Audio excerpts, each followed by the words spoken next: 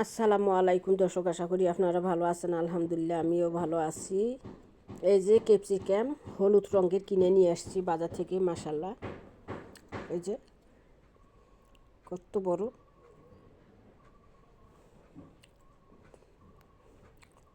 এটা বিচি ফালাবো, বিচি ফালাইয়া চারা করে দর্শকদেরকে দেখিয়ে দিব, মাশাল্লাহ।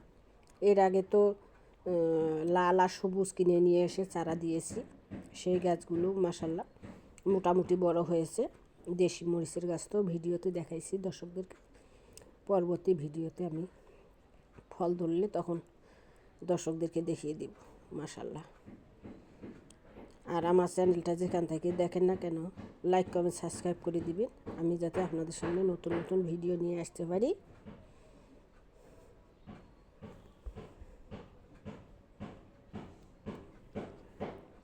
এই যে এলে কালো দাগ না, এটা হলো যে ডালের মধ্যে শাক রাখছিলাম, ধনিয়া পাতা, তাই মাশাল্লাহ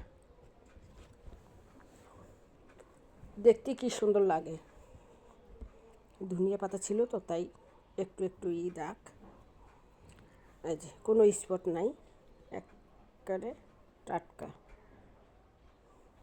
তাই ভাবলাম দর্শকদেরকেও দেখিয়ে দিই, আমার মতো করে আপনারাও লাগিয়ে নিতে পারেন জৈব সারের মাধ্যমে। পেঁয়াজ রসুনের পাতা, আলুর খোসা, পটলের খোসা, সামান্য একটু মাটি দিয়ে সেখানে যদি মার ব্যবহার করতে পারেন তাহলে মাশাল্লাহ আর কোনো কিছু লাগবে না। উপরে তরল সার দিবেন, এটা সবজির খোসা ভিজানো পানি, মাঝে মধ্যে একটু খৈলের পানি দিবেন, সামান্য একটু ছাই, কাঠের ছাই, উনুনের ছাই ব্যবহার করলে তাই মাশাল্লাহ দেখবেন যে আপনার একটি গাছেতে অনেকগুলো ফল আসবে, আপনি কল্পনা করতে পারবেন না যে বীজ থেকে চারা করে যে গাছে যে কতগুলো ফল আসে।